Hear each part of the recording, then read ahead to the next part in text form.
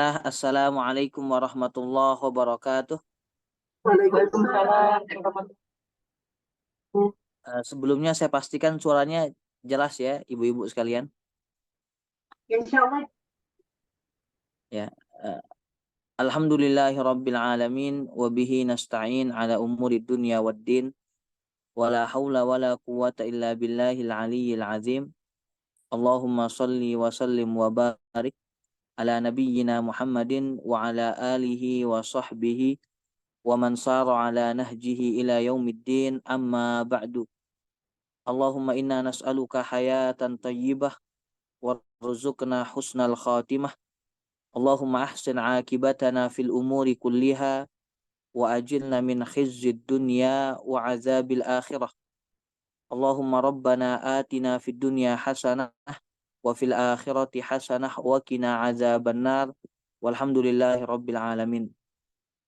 Para wanita dan para ibu-ibu yang berbahagia, semoga Allah Subhanahu wa taala senantiasa memberikan kesehatan dan kemuliaan kepada ibu-ibu sekeluarga, dan dijaga dari segala keburukan dan kejahatan, dan semoga Allah Subhanahu wa taala memberikan keistiqomahan kepada kita dalam kehidupan dunia dan akhirat.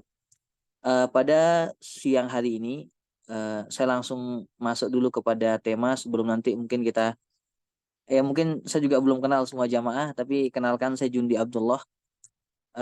Alhamdulillah saat ini saya berada di Mekah, baru selesai Jumatan juga. Kita masuk saja kepada tema sebelum nanti mungkin ada diskusi baik yang berkaitan dalam tema-tema yang terbuka maupun tema-tema khusus. Saya membaca tadi yang dikirimkan sama Bu Yen Yen ya kalau nggak salah, tentang bagaimana menyikapi fitnah global akhir zaman. Ya, bagaimana menyikapi fitnah global akhir zaman. Sebelum saya masuk kepada tema secara lebih spesifik, saya ingin kepada semua jamaah memperhatikan satu hal. Yang ada satu hadis dari baginda Nabi Muhammad SAW yang para ulama menjelaskan hadis ini adalah intisari hadis menghadapi fitnah setelah meninggalnya Nabi. Jadi hadis ini adalah satu-satunya hadis yang paling ringkas yang menjelaskan tentang bagaimana sikap seorang muslim atau muslimah dalam menghadapi berbagai macam ujian yang terjadi setelah meninggalnya baginda Nabi Muhammad SAW. Di satu kesempatan Nabi menyampaikan satu pembahasan di hadapan para sahabat yang beliau mengatakan, satakunu atharatun wa umurun tungkirunaha. Beliau mengatakan akan terjadi keadaan di mana setelah diriku meninggal dunia nantinya, manusia menjadikan dunia sebagai tujuan. Kalimat atharotun itu maknanya adalah manusia menjadikan dunia sebagai tujuan. Kalau di zamannya Nabi, ketika kemudian para sahabat hidup dengan Nabi, sangat terasa sekali bahwa ketika Nabi mendidik umat ini, maka para sahabat Nabi merasakan bahwa mereka menjadikan akhirat sebagai tujuan. Sepeninggalnya Nabi nanti, ya tentu di zaman-zaman yang kita hadapi setelah zamannya Nabi, manusia berubah arahnya. Bahwa banyak di antara manusia, bahkan kaum muslimin, yang menjadikan dunia sebagai tujuan. Makanya Nabi mengatakan, satakunu atharatun wa umurun tungkirunaha. Yang pertama beliau mengatakan, ada dua hal yang akan banyak terjadi dalam kehidupan manusia setelah diriku meninggal dunia. Yang pertama, manusia menjadikan dunia sebagai tujuan. Kemudian yang kedua, wa umurun tungkirunaha. Banyak sekali tersebarnya kezoliman, dan secara khusus kezoliman yang dilakukan oleh orang-orang yang kuat, baik dari para pemimpin, para penguasa, terhadap orang-orang yang lemah. Jadi kurang lebih ada dua ini. Nah, ketika Nabi menjelaskan dua fitnah ini yang akan banyak terjadi pada umat ini, kemudian sekelompok sahabat mengatakan, ini kecerdasan sahabat Nabi, ketika kemudian mengetahui bahwa zaman itu akan berat, maka mereka bertanya kepada Nabi, famadza ta'muruna ya Rasulullah. Wahai Nabi, kalau kami mendapatkan keadaan seperti yang engkau sebutkan tadi, apa yang engkau perintahkan kepada kami? Ini jamaah yang berbahagia, semoga kalimat ini bisa kita hafal, bisa kita renungkan. Beliau mengatakan, tu'addunal haqqa alladzi 'alaikum wa tas'alunallah alladzi lakum. Saya ulangi jamaah sekalian, tu'addunal haqqa alladzi 'alaikum wa tas'alunallah alladzi lakum. Beliau mengatakan kalian berupaya untuk melaksanakan tugas-tugas yang menjadi kewajiban kalian dan memohon kepada Allah pertolongan terhadap perkara yang kalian hadapi. Para ulama menjelaskan berdasarkan hadis ini ada dua bagian dalam kehidupan hamba atau manusia. Jadi ada dua bagian dalam kehidupan hamba. Bagian yang pertama disebut dengan wilayatus sultah. Kalau dalam bahasa motivasinya, wilayah yang mampu dia rubah.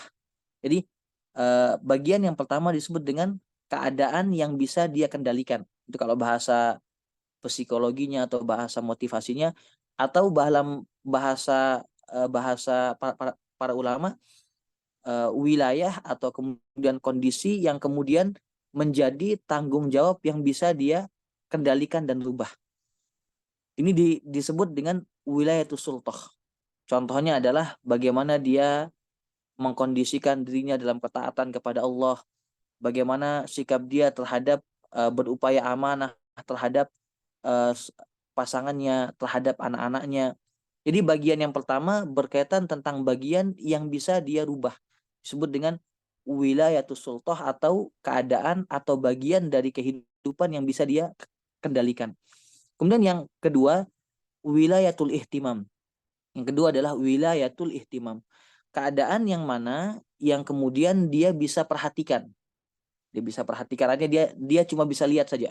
Misalkan ibu-ibu di Paris, misalkan saat ini menghadapi kondisi politik, kita hanya bisa ikut saja dalam mengikuti berita, tapi nggak mungkin tidak bisa merubah apapun. Oh, mungkin hari ini dengan kondisi perang yang ada di Gaza, kita hanya bisa nonton saja, tidak bisa kita istilahnya ikut campur dalam merubah situasi. Jadi ini disebut dengan bagian yang hanya bisa dilihat, diperhatikan, tapi tidak bisa dirubah. Disebut dengan wilayatul ihtimam. Dan ini banyak sekali. Nah, ada kaidah dari para ulama, orang yang menyibukkan dirinya untuk menghabiskan waktunya dalam wilayah ihtimam. Jadi dia terlalu banyak menghabiskan waktunya untuk kemudian mengikuti perkara-perkara yang tidak bisa dia rubah.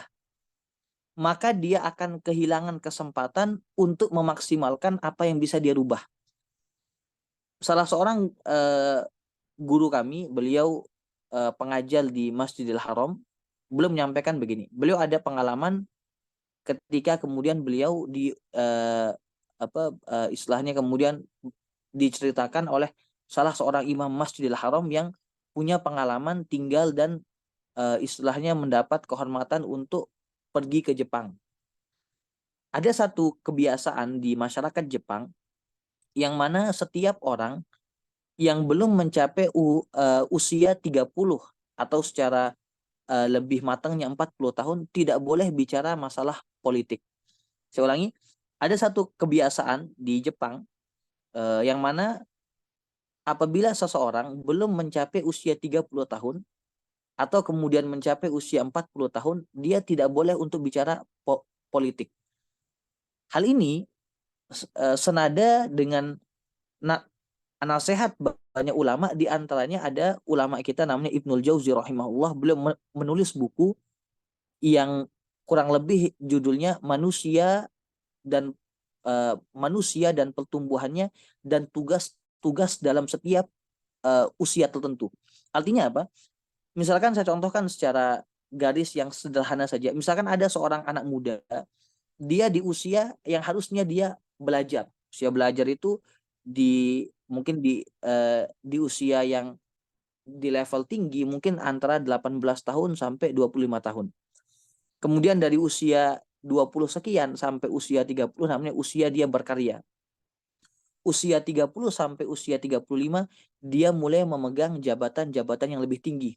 Nah, biasanya kalau seseorang berbicara atau mengurusi sesuatu tetapi antara usianya dan tugas yang kemudian yang harus menjadi tugas utamanya kemudian dia lalaikan, maka dia membicarakan sesuatu yang dia tidak punya pengalaman sama sekali. Sehingga di Jepang ketika ada misalkan anak muda belum usia 30 tahun kemudian dia berbicara, itu dicela sama orang tua mereka. Karena secara pertumbuhan usia dan tugasnya dan kematangan eh, kematangan karakternya atau kejiwaannya dia belum mencapai masa-masa yang seharusnya dia pantas untuk bicara. Nah, dari tema ini jamaah yang berbahagia, saya ingin masuk dulu kepada tema yang menjadi banyak pertanyaan, banyak kemudian diskusi berkaitan tentang soal Palestina secara khusus di hari ini. Apalagi hari ini adalah perang pertama secara terbuka dan sangat sangat menghebohkan semenjak perang 1973. Jadi dari berdirinya Israel di bumi Palestina dan penjajahan secara resmi pada tahun 1948 sampai kurang lebih tahun 2023 sekarang, kurang lebih sudah ada 10 lebih peperangan besar yang terjadi. Di antara peperangan terbesar itu terjadi pada tahun 1973.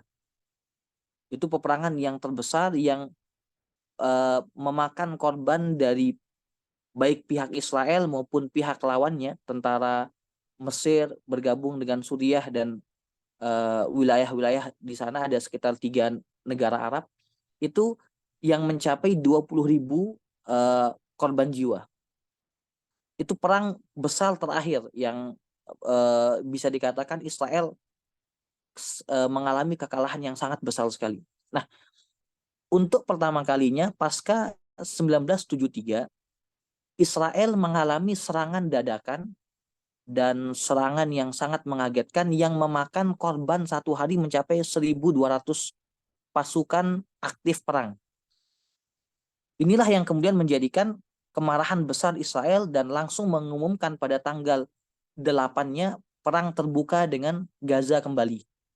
Nah, saya ingin jamaah tahu sedikit tentang peta Palestina.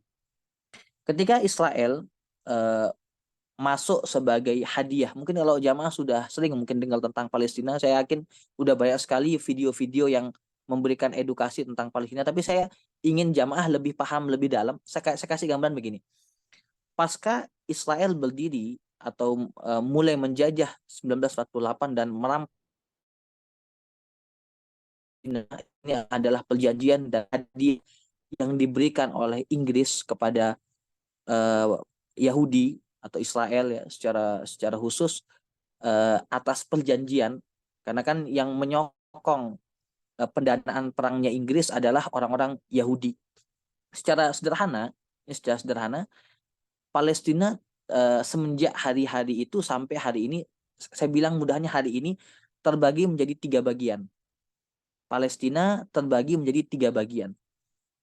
Secara umum, semua bagian itu sistemnya tetap dikendalikan oleh Israel. Dalam masalah banyak hal, dalam konsep listrik, kemudian pokoknya hajat yang dibutuhkan oleh umumnya orang, air, kemudian listrik, gas, itu secara umum dikendalikan oleh Israel. Tetapi secara umum ada baik 3 pembagiannya. Ada orang-orang Palestina yang masuk dan menjadi warga Israel. Ini cukup banyak juga. Inilah yang menjadi politik yang kemudian digembar-gemborkan oleh banyak tokoh-tokoh Yahudi maupun tokoh-tokoh Islam pro-Yahudi untuk kemudian melahirkan kedamaian di Timur Tengah. Konsepnya mereka bergabung dan masuk sebagai warga Israel, kemudian hidup damai antara Arab Palestina, Arab secara umum, dan Arab maupun Yahudi. Inilah konsep yang ingin diharapkan. Munculnya kedamaian di Timur Tengah dengan normalisasi negara Israel dengan semua negara Arab, kemudian Palestina itu semuanya masuk di bawah naungannya Israel. Ini harapan utamanya Israel. Ini politiknya sama dengan politik yang dilakukan oleh umumnya seperti negara-negara bagian yang ada di Amerika. Ini yang ingin Nah, tidak sedikit orang-orang Palestina yang masuk bagian daripada warga Israel. Mereka muslimah, mereka pakai hijab, mereka pakai kerudung dan sebagainya. Ini bagian pertama.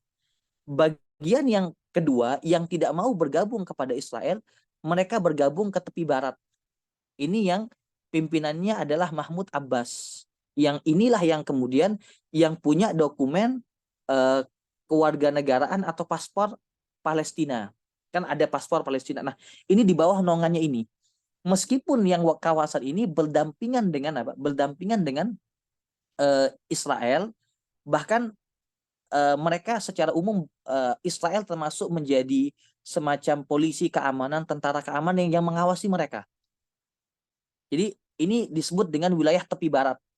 Ini atau disebut kalau bahasa Arabnya Dofah Al-Gorbiyah. Yang ini di wilayah sinilah yang terdapat Masjidil Aqsa. Di wilayah sini yang terdapat apa? Masjidil Aqsa. Ada wilayah yang terkenal, ada Al-Khalil, Ramallah, kemudian Nablus, ada wilayah-wilayah inilah Al-Quds, kemudian Baitul Laham. Ini nama-nama wilayah yang ada di Dofah Gorbiyah atau tepi barat yang pimpinannya Mahmud Abbas, yang dia bahasanya bekerja sama dengan pemerintah Israel, tapi dalam komunikasi politik, ya. Nah, di wilayah Dofah Gorbiyah ini secara umum mereka merdeka sebagai rakyat Palestina, tetapi mereka dikerangkeng oleh eh, apa istilahnya semacam polisi keamanannya Israel. Dan di sini juga ada kelompok perlawanannya, semacam bahasanya kalau dulu waktu penjajahan Indonesia ada namanya kelompok pemberontakan. Tapi ini kelompok yang ada di masyarakat sana kurang lebih jumlah masyarakat di wilayah sini sekitar 2 juta lebih. 3 juta lebih, 3 juta sekian, 3 juta sekian, 3 juta, hampir 3 juta 300 lah jiwa. Dan ini kebanyakan masyarakat Palestina yang tidak pergi keluar dari Palestina, mereka bertahan dan mereka berkumpul di wilayah yang mayoritasnya kaum muslimin, bisa dikatakan 99% lah, atau 98% mereka muslim ahlu sunnah semua di sini. Ini disebut dengan tepi barat. Nah, kelompok perlawanannya disebut dengan jihad Islami. Ini yang biasanya yang kadang-kadang yang bertarung, mereka ini yang paling banyak yang menjaga Masjidil Aqsa, yang kadang-kadang mereka ditembak mati di apa? Di Masjid Al-Aqsa, kemudian mereka yang waktu ada apa? Istilahnya waktu ada misalkan demonstrasi kemudian mereka ditembak, biasanya mereka dari wilayah tepi barat.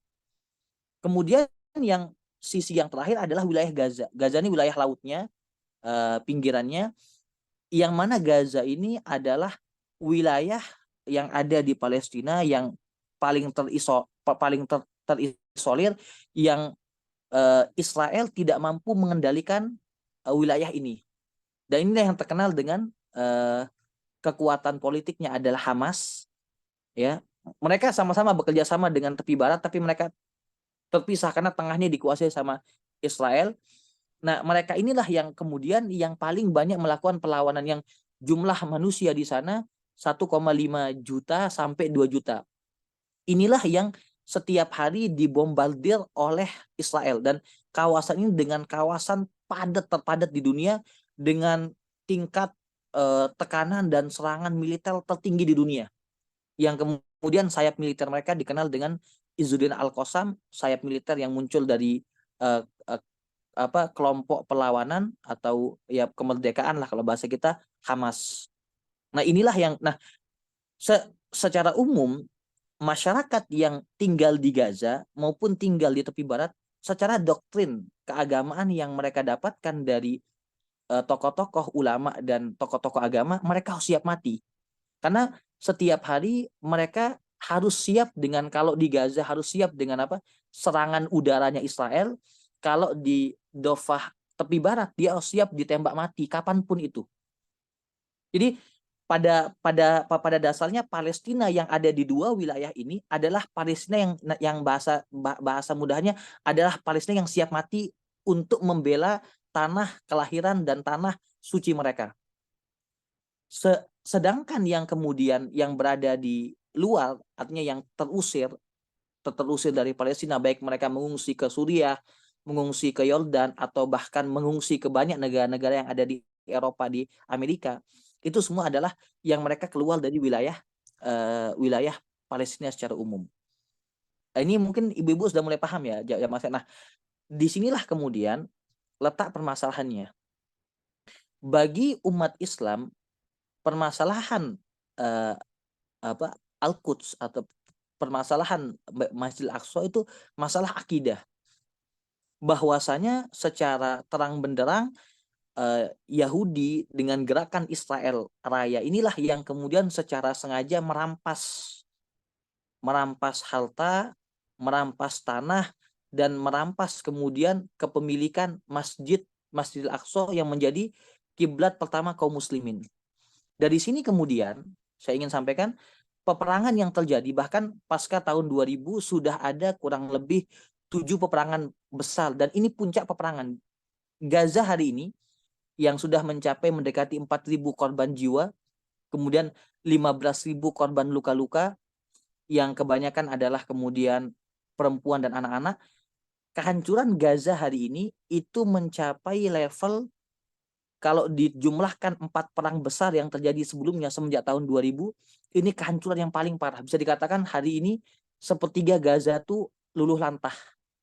Belum kemudian secara umum bantuan luar itu belum ada yang bisa masuk sama sekali, karena perbatasan Rafah, perbatasan yang dikendalikan oleh Mesir dan bekerja sama dengan Israel ini diblokade mati. Kemudian jadi betul-betul Gaza itu terisolir sekali, ya terisolir sekali. Kemudian air diputus, kemudian listrik diputus. Jadi memang mereka hidup dalam ketegangan tertinggi di dunia. Jadi tidak ada wilayah, bahkan dibandingkan perang Afghanistan, serangan udara yang dilakukan oleh Amerika kepada rakyat Afghanistan itu masih lebih kecil dengan serangan Israel terhadap rakyat Gaza. Tapi pada dasarnya memang mereka sudah terdidik dan kemudian memahami bahwa tinggal di Gaza tinggal di jalur kematian. Ini secara pembelaan terhadap, bahkan ulama-ulama besar semacam Al-Azhar memfatwakan tidak boleh bagi rakyat Palestina meninggalkan tanah kelahiran mereka. Pilihannya cuma 2 saja. Mati membela tanah kelahiran, ya, atau kemudian hidup sampai kemudian mereka bisa bertahan di sana. Tidak boleh mereka meninggal. Ini fatwa-fatwa resmi, karena kalau semua berpikir untuk mengungsi, habislah kemudian wilayah-wilayah itu caplok. Karena hari ini yang tersisa, kalau kita membaca peta Palestina dari sejarah Palestina sampai hari ini, berarti kurang lebih hanya tersisa 1/4, kan, kurang lebih sekitar 21-24% lah wilayah yang bisa dikuasai. Nah, jadi jamaah yang berbahagia, kalau bahasa saya, sampai kapanpun perang di Palestina tidak akan pernah berhenti. Tapi momentum perang itu beda-beda. Nah, hari ini, momentum perang yang paling bahasanya menakutkan dalam sejarah perang Palestina sama Israel. Saya bilang tadi, kenapa? Karena Hamas melakukan satu gebrakan peperangan yang belum pernah terfikirkan oleh Israel. Jadi kalau mungkin ada gambaran, jadi ini semacam wilayah Israel. Wilayah Israel tuh ditutup oleh kawat berduri, kemudian tembok-tembok tinggi yang menjadikan wilayah mereka wilayah yang sangat aman, baik dari wilayah Gaza, sehingga tidak ada serangan. Jadi serangan ini kan selama ini hanya lewat serangan roket, ya, apa kok roket, serangan apa, ya serangan roket-roket Hamas. Artinya serangannya itu cuma lewat serangan udara saja. Tapi dulu pernah memang ada serangan darat di 2014, kemudian di 2008, kemudian juga di awal.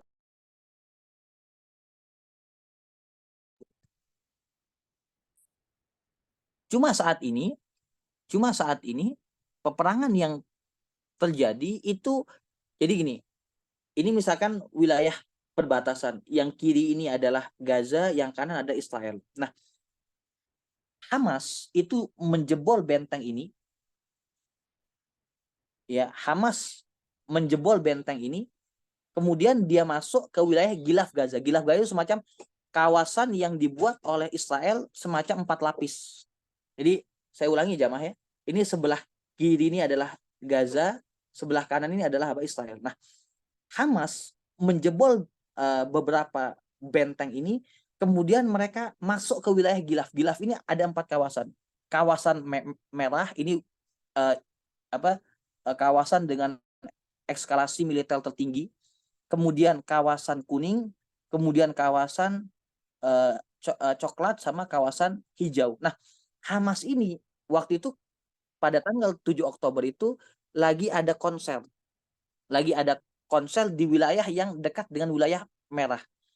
Tiba-tiba Hamas masuk dengan sayap militernya dengan menggunakan balon udara plus dengan menjebol itu benteng, kemudian melakukan penyerangan yang menewaskan dan menyandra yang disandra sekitar 300, kemudian yang tewas, yang dibunuh hanya laki-laki saja, laki-laki dewasa itu mencapai 1.200. Ini perdata yang paling cukup valid di hari pertama.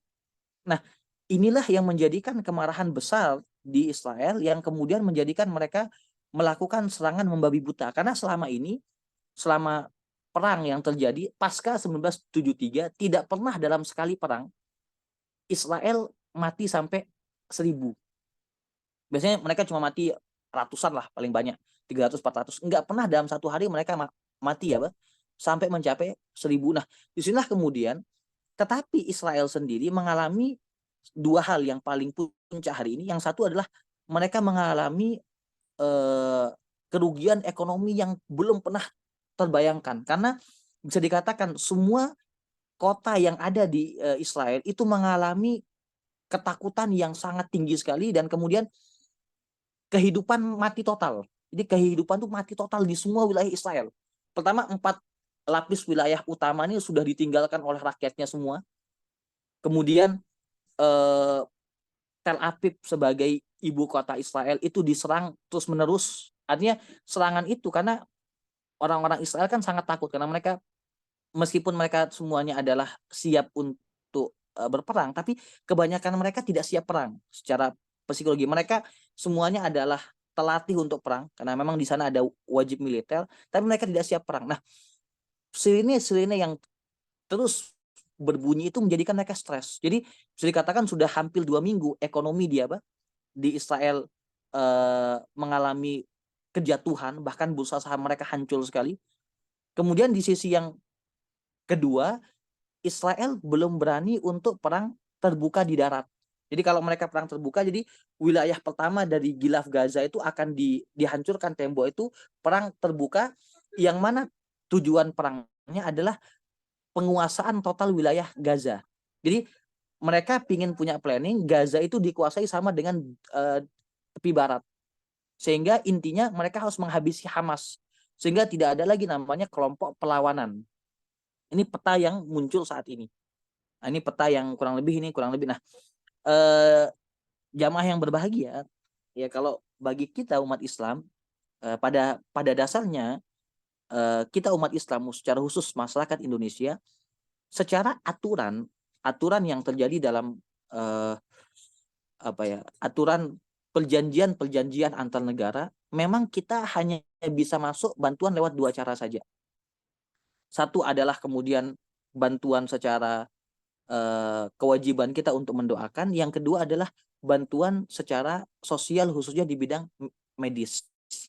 Sedangkan bantuan yang lebih daripada itu tidak bisa. Makanya yang menjadi PR pertama, pertanyaan banyak masyarakat Muslim, Palestina itu secara garis wilayah sejarah itu akan cepat mengalami kemerdekaan secara utuh kalau negara-negara Arab kompak. Tapi Israel sudah punya Israel maupun sekutunya ya, Amerika dan Inggris sudah menahan semua bantuan luar itu. Karena kenapa? Karena bantuan luar itu mereka sudah kena perjanjian sekutu dan kemudian perjanjian batas tutorial kenegaraan. Baik itu Mesir yang paling dekat, ada 2 yang paling dekat, Mesir sama Yordan, termasuk juga Lebanon di sisi yang lain. ini mereka tidak bisa gerak sama sekali. Karena kalau mereka ikut campur, maka akan terjadi perang dengan negara sekutunya. Amerika akan ikut perang, kemudian Inggris akan ikut perang, tentu ikut nanti ada Perancis dan banyak negara-negara Eropa lainnya.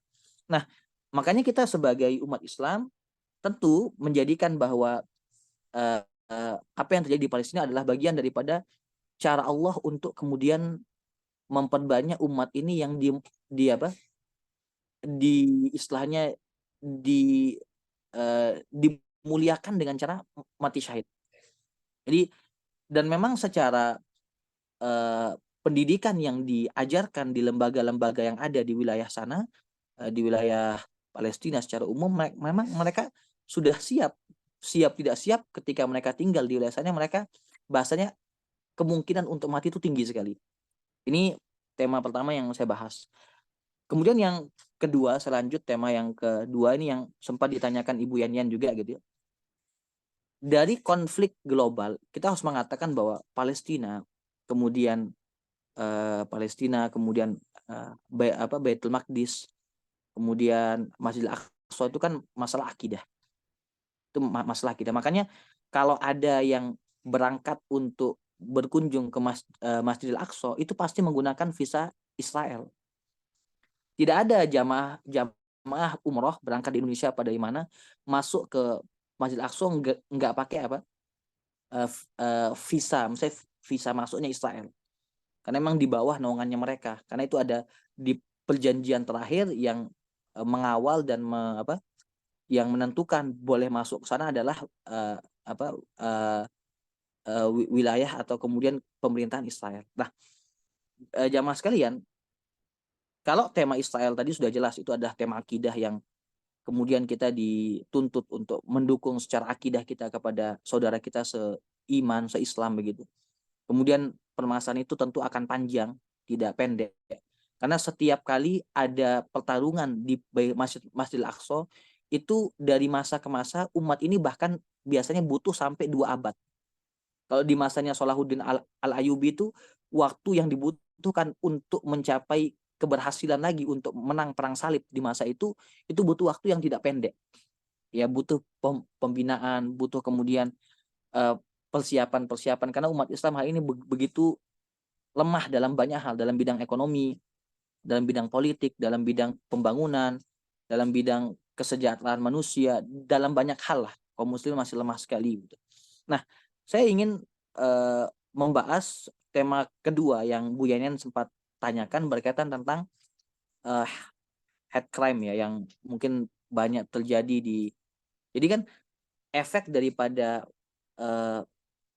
perang akidah, perang global itu kan terjadi juga kebencian di negara Islam secara umum maupun di negara-negara non-muslim atau negara kafir secara umum. Artinya kalau mungkin ibu-ibu yang hidup di Prancis kemudian ada sayap kanan yang anti-Islam, tentu dia akan menyasar siapapun yang dianggapnya Islam.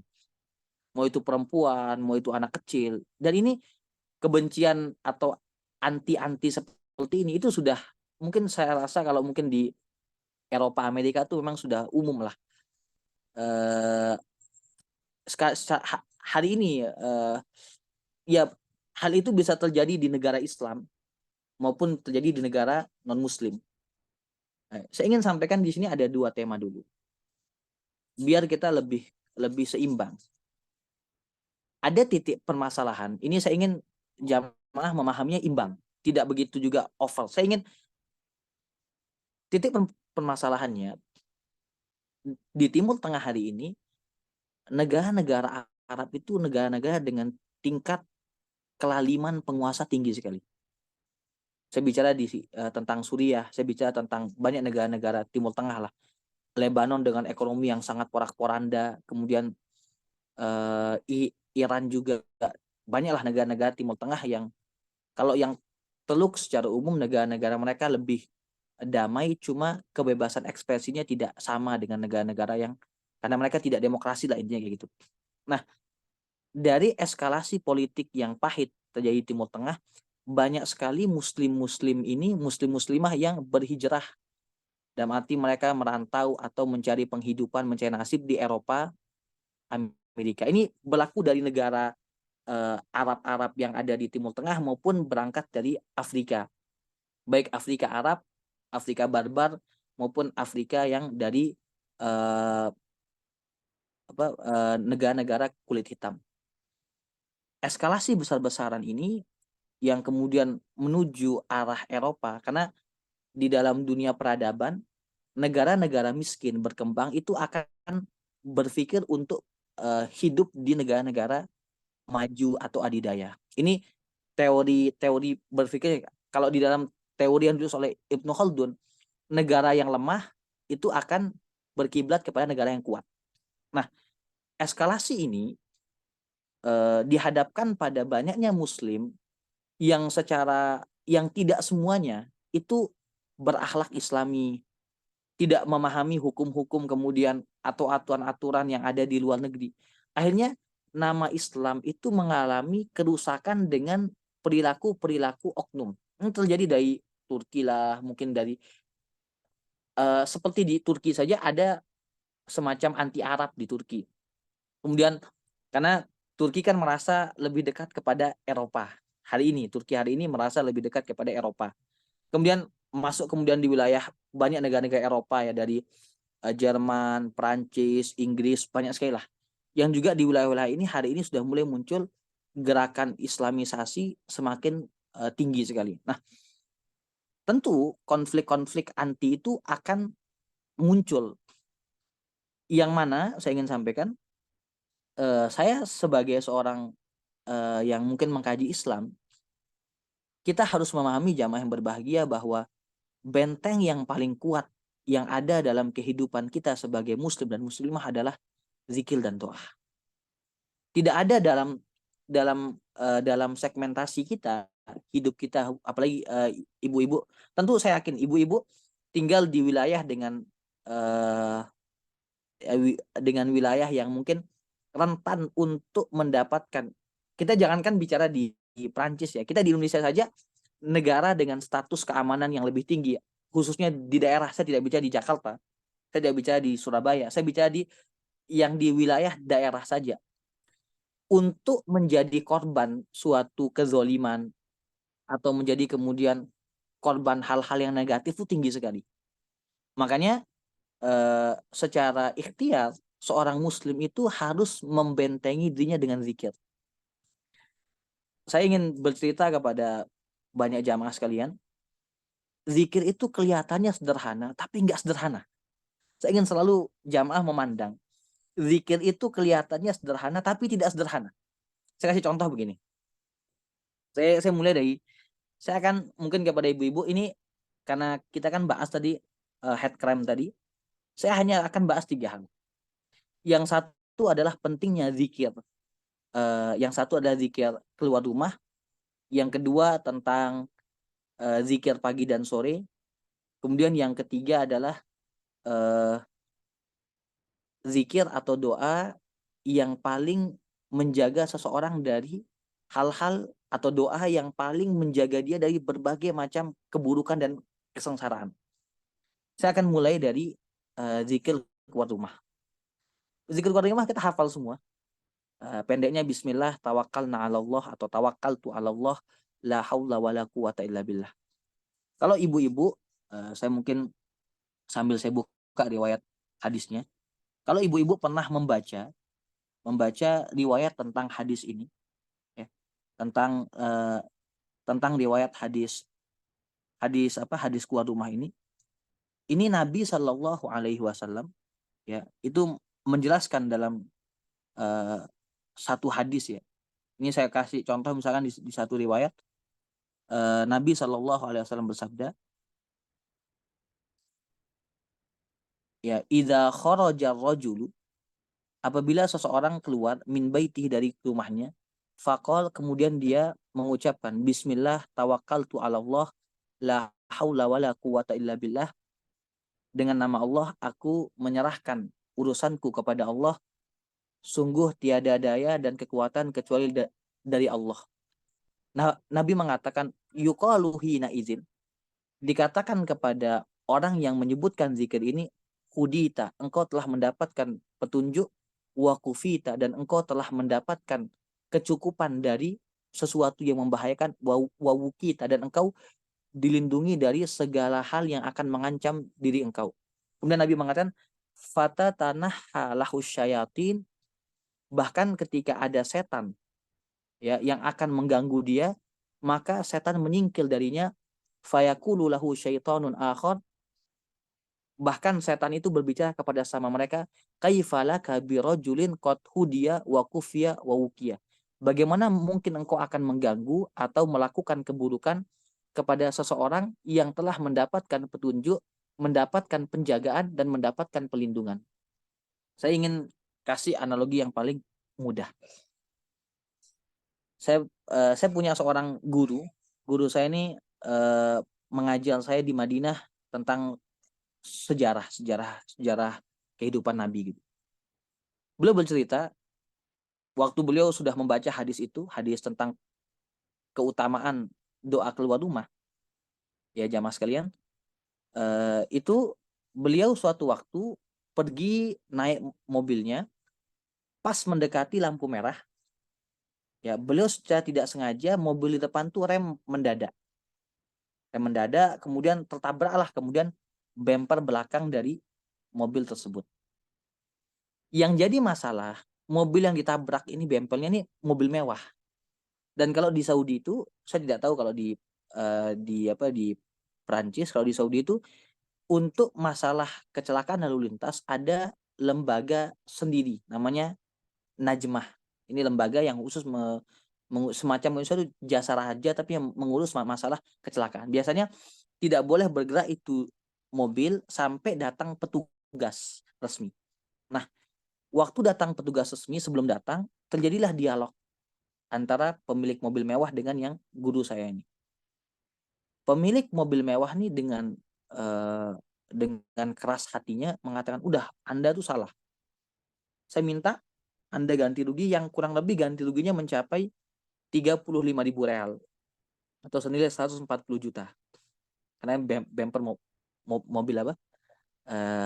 Mewah lah. Nah, guru saya waktu dengar angka segitu kaget. Mati shock juga, ini kan uang nggak kecil nih. Bahkan bisa beli mobil baru di zaman itu gitu. Sebelum Saudi menerapkan pajak. Kalau dulu sebelum Saudi menerapkan pajak, harga mobil murah. Itu tapi dalam hati dia bilang kayak gini, ya Allah saya ini ya Allah sudah membaca zikir keluar rumah. Saya sudah membaca zikir keluar rumah. Masa ya Allah saya sudah baca gini yang Nabi engkau mengatakan orang yang baca bacaan tersebut akan mendapatkan petunjuk, kemudian akan mendapatkan kecukupan dari keburukan, dan yang ketiga akan mendapatkan pelindungan.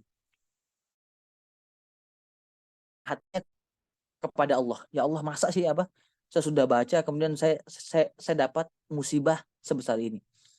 Waktu polisi Najmahnya datang dan tinggal minta tanda tangan dari kedua belah pihak setelah mereka bersepakat, tiba-tiba pemilik mobil mewah tuh dengan tanpa ada sesuatu langsung mengikhlaskan. Tanpa ada sesuatu sama sekali. Langsung mengikhlaskan sama sekali. Nah, jamaah yang berbahagia, mungkin di sini ibu-ibu ada yang dari Jawa ya. Orang Jawa tuh punya istilah begini. Pagar mangkok lebih lebih kokoh daripada pagar besi. Saya lupa ya. Pagar mangkok lebih kuat daripada pagar besi. Ada istilah Jawa begitu. Biasanya kalau orang tua ngelepasin anaknya merantau, dibilang sama orang tuanya, nak, ingat nak ya, pagar mangkok lebih kuat dari pagar besi. Orang kalau punya rumah, di dalam rumahnya ada harta, biasanya untuk menjaga hartanya dia Dia ya baik dia menggunakan benteng atau kemudian pagar yang kuat atau pengaman yang kuat atau dia pakai satpam. Rata-rata banyak orang yang mewakilkan rumahnya untuk dijaga dengan sistem keamanan tingkat tinggi, baik dengan orang maupun dengan benda, justru banyak yang kecolongan. Maka istilah pagar mangkok tuh kalau dia dermawan sama tetangganya, suka berbagi makanan, mangkok itu kan berbagi makanan ke tetangganya, hanya dengan pagar mangkok saja rumah itu dijaga oleh tetangga-tetangganya karena kedermawanan dia. Nah, pertanyaan saya jamaah sekalian, itu kalau pagar mangkok itu dimaksudkan adalah manusia, bagaimana dengan penjagaan Allah Subhanahu wa taala? Tentu penjagaan Allah lebih kuat. Nah, tetapi titik permasalahannya ketika kita berzikir kepada Allah ini banyak di antara kita yang belum bahasanya bahasa ya, belum me, apa ya, memaknai semaksimal mungkin bahwa ketika kita membaca hal tersebut itu betul-betul pelindungan yang sangat kuat sekali. Ini hal-hal yang ingin saya menjadikan ibu-ibu kalau bisa zikir keluar rumah jangan pernah ditinggalkan kepada anak, kepada pasangan, kepada siapapun, kepada diri sendiri jangan. Jadi coba komitmen dengan zikir yang pertama, zikir ini karena saya ingin sampaikan bahwa ilmu itu mengalami keberkahan ketika kita amalkan. Ini yang pertama. Kemudian yang kedua, saya ingin masuk ke tema zikir pagi dan sore. Saya ada menyusun zikir pagi dan sore yang paling sederhana sekali. Saya sudah kumpulkan dari berbagai macam kitab. Kemudian saya sudah mengkaji hadis-hadisnya. Saya punya bacaan yang lebih sederhana. Mungkin kalau waktu yang digunakan untuk baca paling lama habis 5 menit. Jadi kalau ibu ngamalkan tuh paling lama 5 menit. Biasanya cuma 3 menit sudah selesai.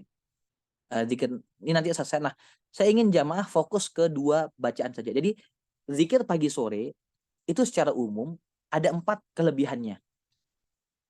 Saya ingin sampaikan zikir pagi sore itu ada 4 kelebihannya. Kelebihan yang pertama, kalau seseorang meninggal di waktu, misalkan dia sudah baca zikir pagi, dia meninggal di waktu pagi sampai siang, maka dia meninggal husnul khotimah.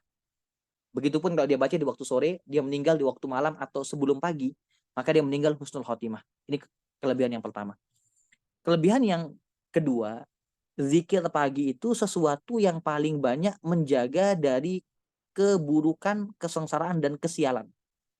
Kemudian yang ketiga, zikir pagi dan sore sesuatu yang paling banyak melindungi dari kekafiran dan sesuatu yang menjadikan hamba itu rusak agamanya.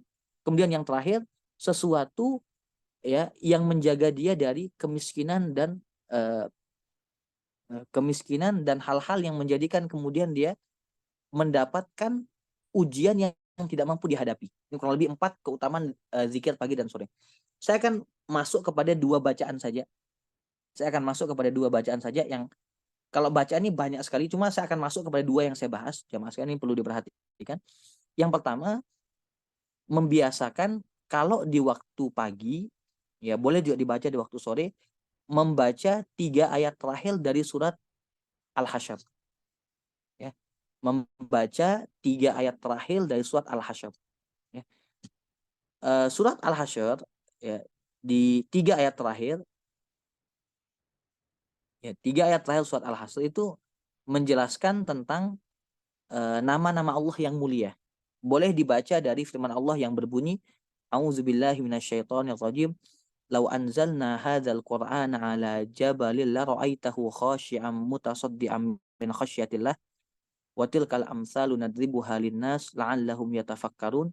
Kemudian 3 ayatnya ini, huwallahu allazi la ilaha illahu alimul ghaibi wasyahadah huwar rahmanur rahim huwallahu allazi la ilaha illahu wal malikul quddus assalamul mu'min al-muhaiminul azizul jabbarul mutakabbir subhanallahi amma yusyrikun wallahul khaliqul bari'ul musawwir lahul asmaul husna yusabbihu lahu ma fis samawati wal ard wa huwal azizul hakim.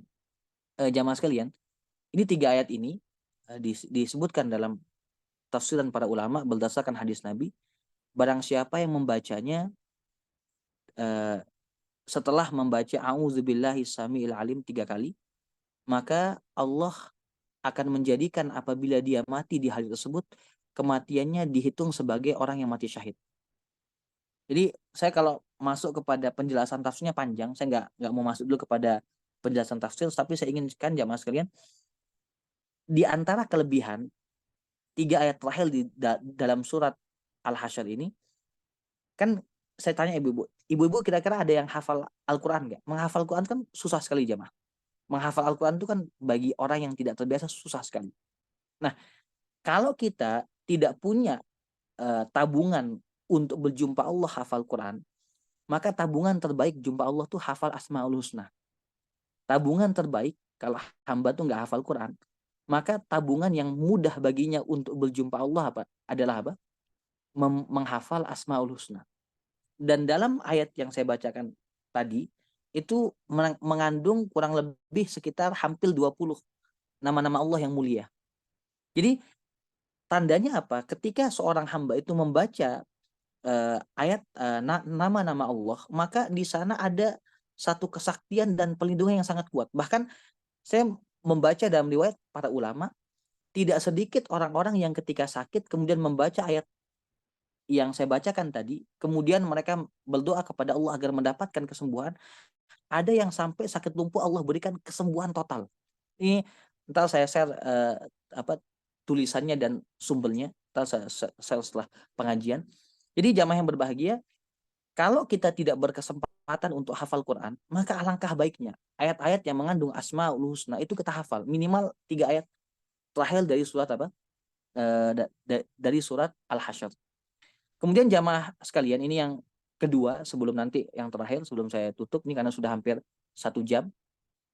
Kemudian poin yang kedua, zikir pagi dan sore yang paling utama adalah ucapan Bismillahilladzi la yadurru ma'asmihi syai'un fil ardi wala fis sama'i wa huwas samiul alim. Yang disunnahkan dibaca waktu sore 3 kali, waktu pagi 3 kali. Ini mohon maaf ibu-ibu sekalian, biar nanti ibu-ibu enak ceritanya sama anak, saya ingin kemudian jamaah dengarkan kisah ini.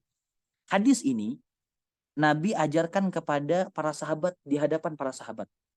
Yang Nabi mengatakan, barang siapa yang membaca 3 kali di waktu pagi, maka dia tidak akan terkena faj'atu bala. Lam yusibhu faj'atu bala, musibah besar mendadak sampai waktu sore. Siapa yang baca waktu sore 3 kali, maka dia tidak akan terkena musibah besar mendadak sampai waktu pagi. Nah, waktu Nabi baca ini hadis, jamaah sekalian, di hadapan para sahabat, yang salah seorang yang menghafal adalah sahabat Utsman bin Affan. Sama sahabat Utsman yang selalu diamalkan. Makanya sahabat Utsman sampai meninggal dunia, beliau Allah berikan kesehatan. Sebelum beliau meninggal dunia, beliau mengajarkan hadis ini kepada putranya. Tapi putranya bukan sahabat, nama putranya adalah Aban bin Utsman. Aban bin Utsman ini Allah berikan usia panjang, tapi di akhir usianya, Aban ini diuji oleh Allah dengan apa? Dengan penyakit lumpuh.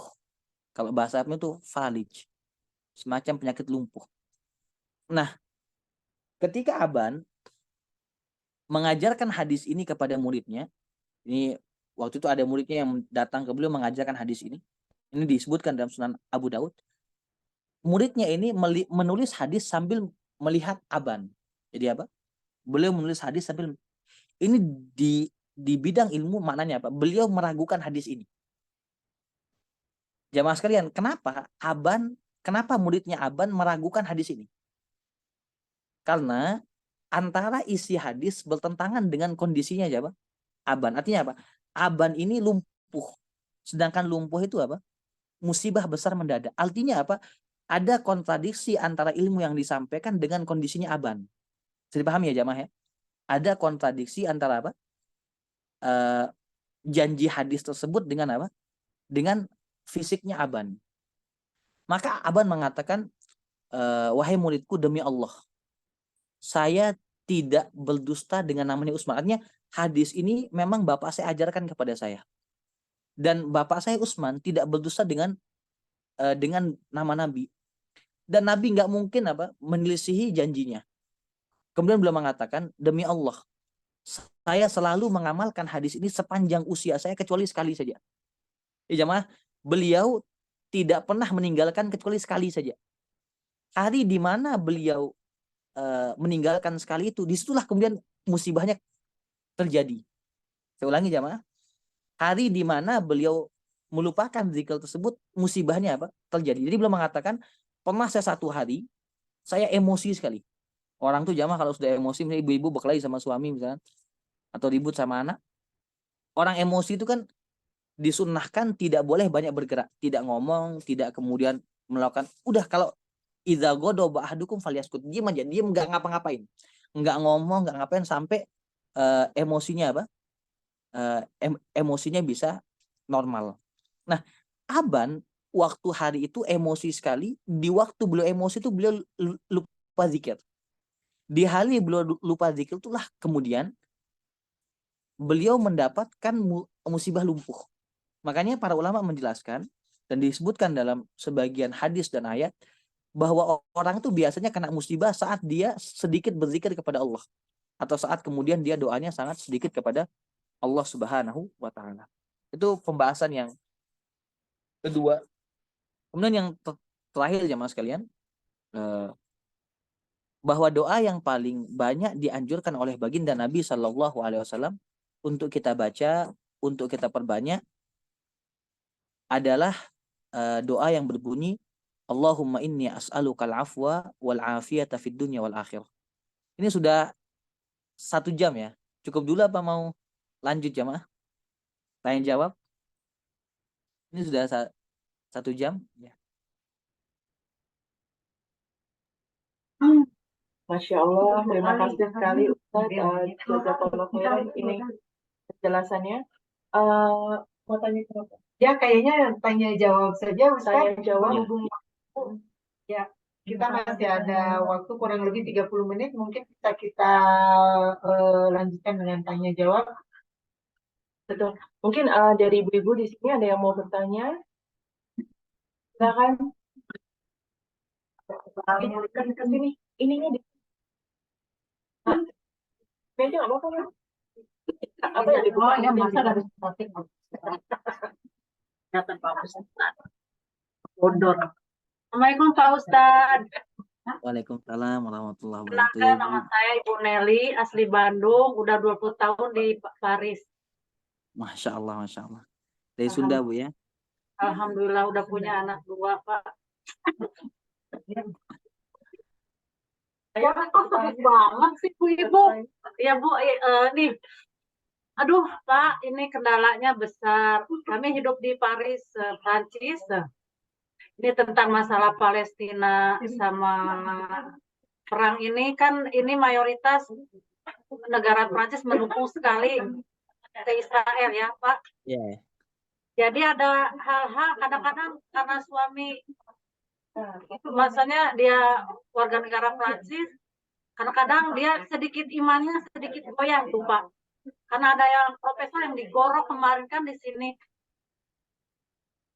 Ada profesor yang ada guru yang di apa ya disembelih ditusuk ya bunuh aja ya dibunuh katanya dia karena apa nggak suka apa guru itu menerangkan hal-hal tentang Islam nggak setuju. Nah kan sekarang itu negara Prancis apakah kan medianya itu orang Yahudi semuanya ya Pak ya, kepolisian pemimpinnya Yahudi, pemerintahannya Yahudi. Ya, jadi udah didoktrin masyarakat Prancis ini dengan hal-hal tentang keyahudian. Bagaimana Pak untuk apa ya, cara menyikapinya? Terima kasih Pak. Saya itu aktivitas Palestina Pak. Aktivis Pak di sini Pak. Sering demonstrasi saya Pak. Tapi udah dilarang nih, udah 6 tahun saya nggak ikut, nggak boleh. Ya ini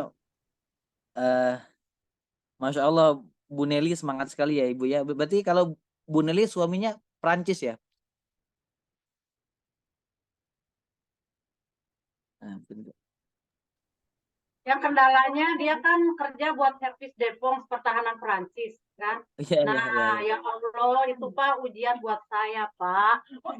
Aduh, suami itu kerjanya buat orang-orang pejabat tinggi, buat nuklir, buat pesawat tempur, buat yang gitulah Pak. Nah, nih saya tuh nangis tiap hari Pak. Aduh, istrinya pembela Palestina, ini sedikit goyah nih Pak nih. Iya, jadi Ibu betul nggak setuju sama saya? Setuju. ya ini yang ya yang pertama saya ingin sampaikan kepada Bu Nelly, semoga Allah memberikan kekuatan iman kepada Ibu dan semua jamaah ya. Karena memang tidak sama memperjuangkan Islam di tempat yang menjadi mayoritas dengan yang minoritas. Saya alhamdulillah punya banyak juga sahabat-sahabat asli Perancis yang saya kenal. Saya asli orang Perancis, kemudian saya kenal baik sama mereka. Tapi asli dari pribumi Perancis gitu, yang kemudian masuk Islam, kemudian juga mendapat tekanan yang lebih tinggi. Saya ingin bahas begini. Sebenarnya orang Indonesia ketika dia hadir dalam konflik-konflik internasional, sebenarnya tidak begitu menjadi pusat perhatian. Kenapa Indonesia tidak menjadi pusat perhatian? Karena Indonesia itu dianggap secara akhlak lebih soft. Jadi sikap orang Indonesia terhadap konflik-konflik yang ada di internasional itu soft. Karena Indonesia tidak pernah secara langsung ikut campur terhadap urusan politik dan militer negara lain. Ini secara apa? Secara wajah apa? Wajah pola pembelaan Indonesia terhadap pola Muslim Indonesia terhadap pembelaan terhadap. Kemudian yang kedua, Indonesia juga secara kategori negara bukan negara yang kuat. Artinya dia bukan negara maju dan bukan juga negara adidaya. Nah, maka dari poin yang pertama ini sebenarnya setiap muslim atau muslimah di dalam kaidah memberikan bantuan kebaikan itu kembali kepada firman Allah, fattaqullaha mastata'tum. Maka seseorang bertakwa kepada Allah untuk memberikan pertolongan semampu dia saja. Kalimat semampu ini dipahami dengan dua hal. Yang pertama, dia berusaha membantu dengan apa yang dia miliki sebatas yang bisa dia berikan yang tetap menjaga nilai iman dia. Karena kadang-kadang ada seseorang yang terlalu semangatnya tinggi sekali untuk memberikan pertolongan tapi berdampak buruk kepada imannya. Ini yang kita harus jaga. Jadi Ibu Nelly secara kecintaan, secara kemudian kepedulian, itu insya Allah Allah berikan pahala yang besar sekali. Tetapi kembali kepada poin yang saya bicarakan yang tadi, ya, bahwa kita hidup di dua pola. Wilayah yang Ibu Nelly bisa kendalikan, dan mati misalnya gini, ya bisa saya sampaikan bahwa Ibu Nelly kan punya suami. Nah, tugas-tugas sebagai seorang istri, tugas-tugas sebagai seorang ibu, ini yang secara tanggung jawab di hadapan Allah hisapnya besar sekali. Termasuk juga Ibu Nelly harus menjaga nilai-nilai keislaman, nilai-nilai keimanan yang sangat tinggi sekali. Ini adalah wilayah yang Bu Nelly bisa kendalikan dan rubah. Adapun wilayah ihtimam, perhatian kita kepada Palestina, keinginan kita untuk menolong Palestina atau kaum muslimin di sana, itu sebatas yang Ibu Nelly mampu saja. Saya sudah bahas di awal tadi kan, bahwa setiap kita tahu batasan yang bisa kita lakukan. Nah, saya ingin sampaikan, ketika saya masuk kepada keadaan yang dihadapi secara lebih spesifik, Ibu Nelly sebagai seorang ibu rumah tangga, kemudian sebagai seorang istri bagi suami, kemudian tinggal di Perancis, yang saya juga mengikuti perkembangan bahwa Perancis termasuk negara yang sangat menjadi sekutu kuatnya Israel, kemudian bahkan mulai 2 tahun 3 tahun belakangan ini sangat anti Islam, ya, sikap-sikapnya bahkan anti Arab, ya, bahkan cukup keras ya kepada warga atau kewarganegaraan orang-orang yang mendapatkan kewarganegaraan Perancis tapi kemudian memiliki pro Islam yang cukup tinggi. Itu Perancis sangat keras sekarang, bahkan mulai menertibkan dengan aturan-aturan yang sangat istilahnya menyempitkan ruang gerak kaum muslimin. Maka Bu Nelly bisa bersikap yang lebih soft saja.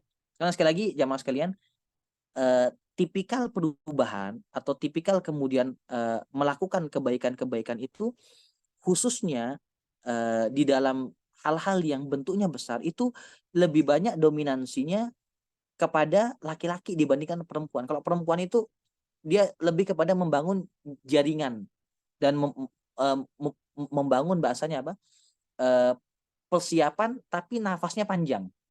Jadi perempuan itu tipikal nafasnya panjang. Kalau laki-laki kadang-kadang nafasnya pendek. Artinya apa jamaah sekalian? Tugas-tugas yang dilakukan oleh ibu-ibu hari ini sebagai seorang muslimah dalam menampakkan kemuliaan Islam itu jauh lebih tinggi daripada kemudian menampakkan kepedulian yang bisa membahayakan dalam arti membahayakan keamanan para jamaah, membahayakan kemudian keimanan, karena tidak semua orang ketika dapat ujian bisa sabar. Saya ulangi, tidak setiap orang ketika dapat ujian dia bisa sabar. Maka saya kembali kepada kaidah yang kita bahas tadi, kembali kepada yang Nabi sampaikan tadi, bagaimana kita berusaha untuk melakukan kewajiban kita yang utama, kemudian perhatian kita kepada Palestina kita khususkan kepada memperbanyak doa dulu, kemudian kalau memang bisa mengirimkan bantuan dengan, ya kalau sekarang kan di Perancis sudah nggak boleh demonstrasi, nggak boleh juga kemudian udah banyak sekali lah, bahkan sekarang menggunakan kerudung juga sudah agak susah sekali ya ibu-ibu ya kan, tidak boleh anak-anak ke sekolah pakai kerudung ya, mungkin kalau sudah masuk kelas nggak boleh, mungkin waktu di jalan masih bisa. Nah, jadi hal-hal seperti ini kemudian kembali kepada poin tadi, berusaha bertakwa kepada Allah semampu kita, karena memang sekali lagi ibu-ibu lebih paham keadaan yang dihadapi dan bagaimana bisa bersikap yang lebih menjaga imannya. Ini wallahu a'lam.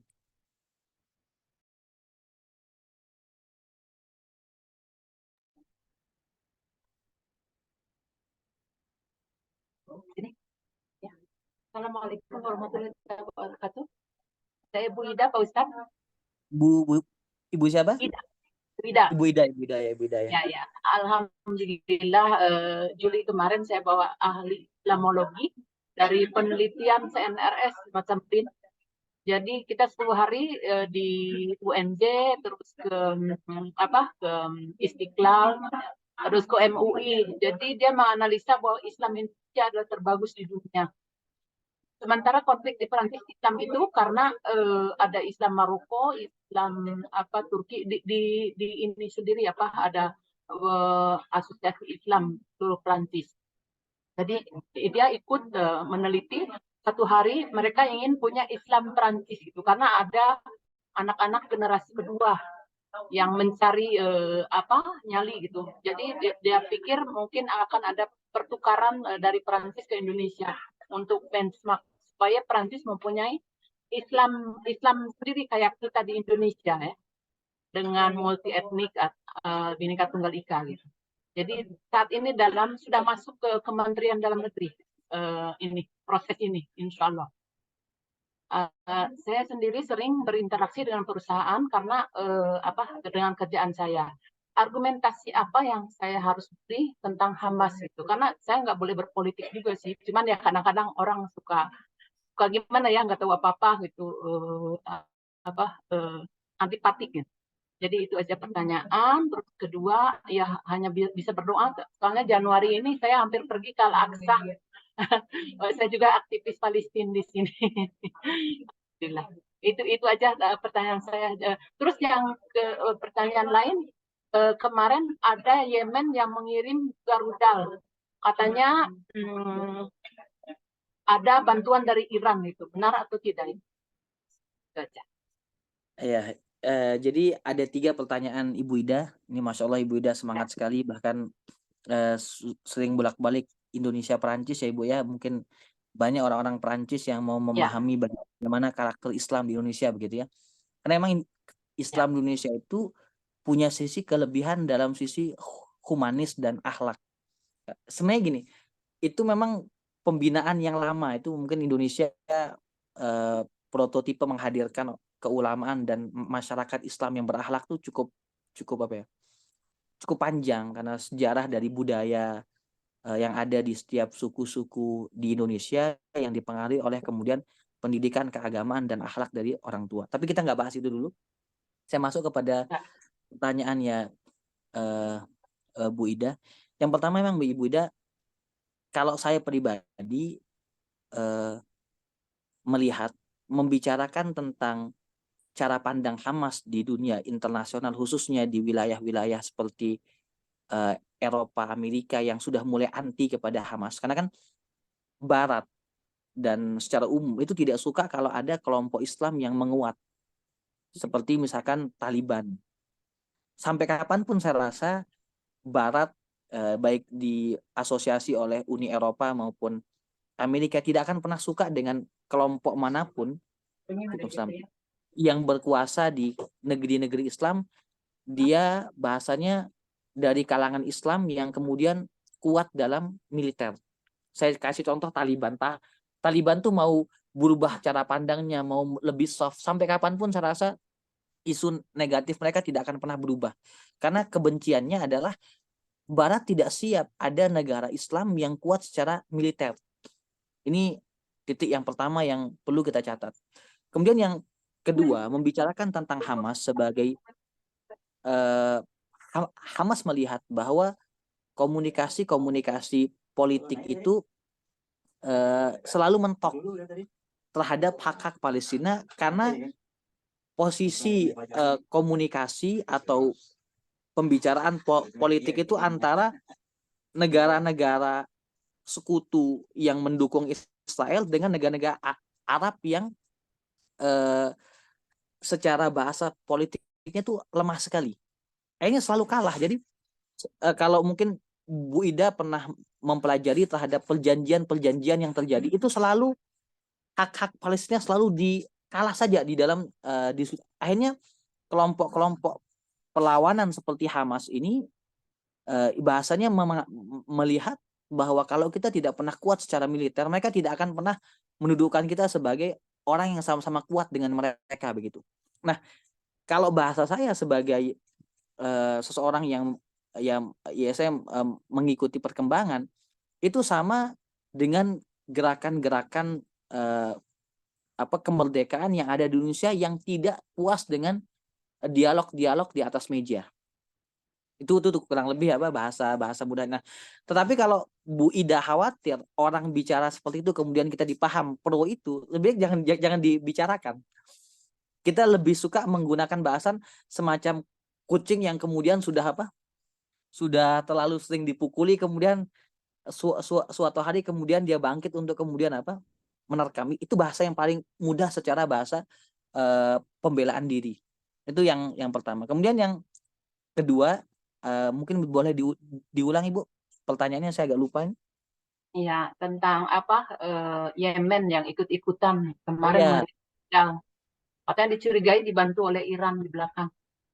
Jadi gini, di antara sekutunya Hamas, jadi Hamas itu kelompok kelompok politik yang disokong oleh Iran juga. Cuma gini, sebenarnya Hamas itu punya politik begini, semua bantuan yang diberikan oleh manapun kepada Gaza itu diterima tapi tidak bersyarat. Jadi dia sebenarnya secara politik dia menerima semua bantuan, bahkan meskipun mohon maaf kalau bahasanya ada dari non muslim, bahkan di bidang mereka terima tapi tidak bersyarat sama sekali.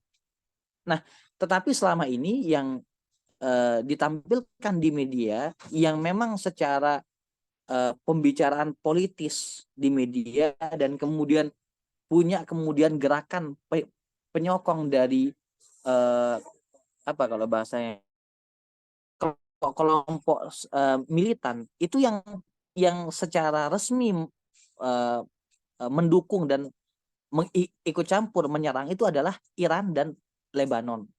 Dan Lebanon ini kan sekarang politik Iran, Syiah Iran itu kuat di 3 wilayah. Pertama di Iran, kemudian di Irak juga kuat, tapi sekarang juga semakin menguat di Lebanon dan Yaman.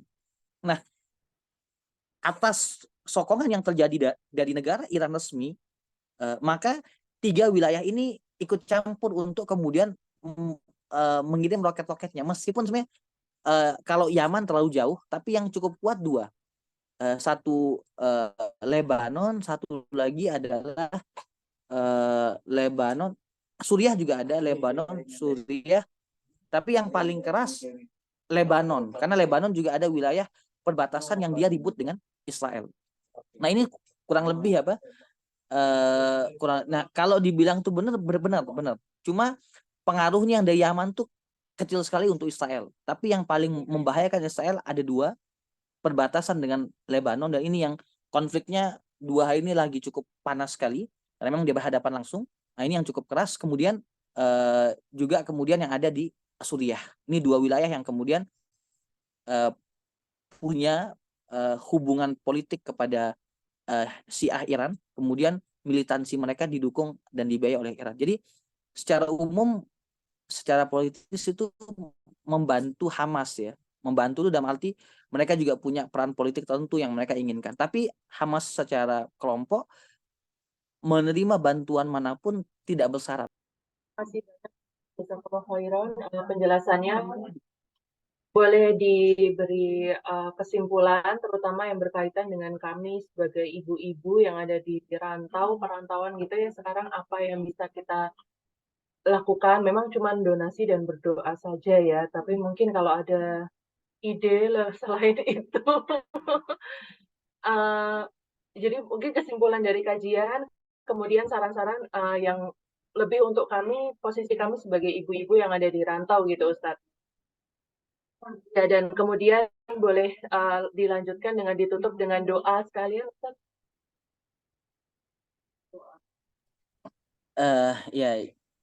Jamaah yang berbahagia, semoga Allah senantiasa memberikan kesehatan dan kemuliaan kepada ibu-ibu ini. Semangat sekali ibu-ibu sekalian ya. Saya ingin meringkas dulu tema yang kita bahas. Yang pertama di kajian yang pertama kita bahas bahwa kita sebagai manusia memiliki dua bagian dalam kehidupan, bagian yang bisa kita rubah dan bagian yang hanya bisa kita lihat saja. Bagian yang kita bisa rubah dan kendalikan ini yang kita maksimalkan, dan ini yang akan menjadi hisab yang tinggi di hadapan Allah Subhanahu wa taala. Kemudian yang kedua, wilayah yang hanya bisa kita perhatikan saja, tapi tidak bisa kita rubah sama sekali. Atau pengaruh kita terhadap perubahan sangat kecil sekali. Nah, ibu-ibu yang ada di negeri perantauan sebagai seorang muslimah, kemudian dengan tugas-tugas kehidupan yang ibu-ibu hadapi, khusus secara umum terhadap masalah Palestina, selain masalah kemudian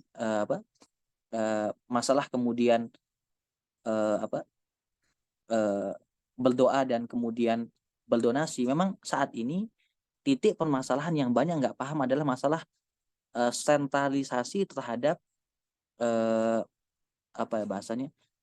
memahami Palestina dalam gambaran yang lebih tepat. Karena banyak, seperti saya bilang, banyak Muslim tuh nggak paham tepi barat, kemudian Gaza, kemudian juga Palestina yang menjadi warga Israel tuh banyak nggak paham, dan banyak sekali isu-isu yang kemudian muncul, yang kemudian juga banyak kaum Muslimin yang belum paham. Di satu sisi, jamaah sekalian, mengedukasi anak-anak kita tentang pengkajian sejarah itu penting sekali. Makanya saya melihat dalam banyak pengkajian para muslimah, bahkan jangankan di level ibu-ibu, kalau biasanya ibu-ibu karena mungkin tinggal di luar negeri, perhatian terhadap belajar tuh tinggi sekali, karena memang berhadapan dengan masyarakat lain yang juga tinggi untuk belajar, apalagi ibu-ibu di negara maju bahkan adidaya. Nah, secara umum jamaah sekalian, kemampuan ibu-ibu dalam membaca, kemudian merapikan kisah-kisah sejarah dengan bahasa yang lebih mudah, itu bagian daripada edukasi yang penting sekali. Karena memang kita di Indonesia, seperti masyarakat kita dengan masyarakat yang rendah untuk membaca, itu sangat butuh sekali untuk kemudian muncul tulisan-tulisan atau kemudian video-video pendek yang mengedukasi masyarakat soal hal ini. Karena umat Islam ini tidak akan mengalami perubahan kalau mereka tidak banyak kemudian mengkaji keilmuan di bidang apa saja, termasuk dalam masalah membaca sejarah dan sebagainya. Kemudian yang terakhir jamaah sekalian, saya sampaikan hadis Nabi yang Nabi Shallallahu Alaihi Wasallam bersabda, man istata'a minkum, ya, barang siapa di antara kalian man istata'a minkum ayyan fa'ali ghairihi falyaf'al, atau ayyan fa'ali akhihi falyaf'al. Barang siapa di antara kalian yang bisa berbuat manfaat untuk orang lain, maka hendaklah ia lakukan. Maka jamaah sekalian, semoga dengan apa yang ibu-ibu kaji pada siang hari ini menjadi bagian kepedulian yang semoga Allah menjadikan kemanfaatan. Karena biasanya ketika seseorang peduli dengan sesuatu, bahkan dia mendoakan secara gaib, pada dasarnya Allah juga dengan apa yang kita lakukan membalikkan pertolongan itu untuk kita juga. Nah, sekali lagi hidup ini penuh dengan misteri, dan menghadapi misteri ini dibutuhkan doa yang sangat kuat sekali, yang kita tidak tahu dengan doa mana kemudian Allah Subhanahu wa taala mengantarkan diri kita kepada kemuliaan. Terakhir kita tutup kajian kita pada siang hari ini dengan berdoa, mungkin pendek saja.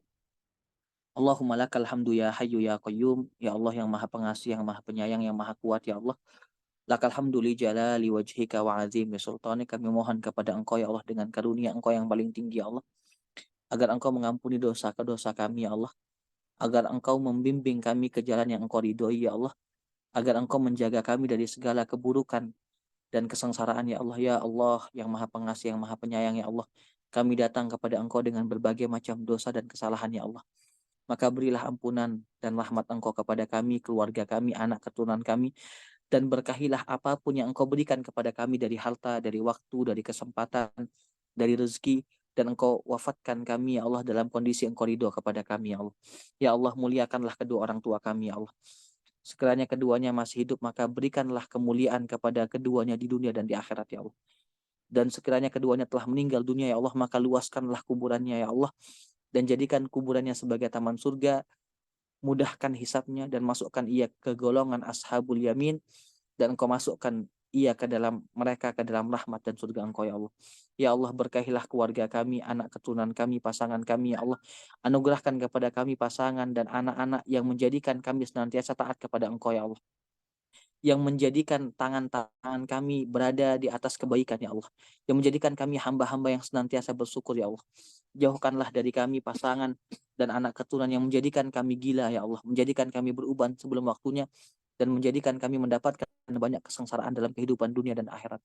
Ya Allah, perbaikilah kondisi negeri kami ya Allah, perbaikilah pemimpin kami ya Allah, anugerahkan kepada kami pemimpin-pemimpin yang peduli kepada rakyat, yang mengembangkan negara kami untuk menjadi negara yang lebih baik ya Allah. Ya Allah, berilah rahmat kepada semua kaum muslimin ya Allah. Ya Allah, berilah rahmat kepada semua kaum muslimin ya Allah, dan secara khusus rahmatilah ya Allah, dan tolonglah semua kaum muslimin yang ada di Palestina ya Allah. Ya Allah, terimalah syuhada mereka ya Allah. Obatilah orang-orang yang sakit di antara mereka ya Allah. Berilah kesembuhan kepada mereka ya Allah. Lindungilah mereka yang lemah ya Allah. Jauhkanlah mereka dari segala hal yang menjadikan kemudian mereka mendapatkan penderitaan dan kesengsaraan ya Allah. Tolonglah mereka ya Allah. Jadikanlah mereka bisa tabah, sabar dalam menghadapi berbagai macam kezoliman, berbagai macam bombardir dan tekanan-tekanan yang mereka hadapi ya Allah. Ya Allah, jadikanlah mereka hamba-hamba-Mu yang ikhlas ya Allah, dan berikanlah kemuliaan kepada mereka di dunia dan di akhirat. Ya Allah, sebagaimana kami mendoakan kebaikan untuk mereka ya Allah, maka berikanlah kemuliaan, kesejahteraan, kebaikan untuk kami, keluarga kami, dan orang-orang yang kami cintai ya Allah. Ya Allah, sebagaimana Engkau kumpulkan kami di dunia dalam keadaan yang baik dan niat yang baik, maka kumpulkan kami di rahmat dan surga Engkau ya Allah, dalam keadaan yang Engkau ridhoi, bersama dengan para nabi dan terus nabi baginda Nabi Muhammad sallallahu alaihi wasallam. Rabbana atina fid dunya hasanah wa fil akhirati hasanah wa qina adzabannar. Allahumma ahsin aqibatana fil umuri kulliha wa ajilna min khizyid dunya wa adzabil akhirah. Wa sallallahu ala sayyidina Muhammad wa ala alihi wa sahbihi wa sallam. Walhamdulillahi rabbil alamin bi barakatil Fatihah.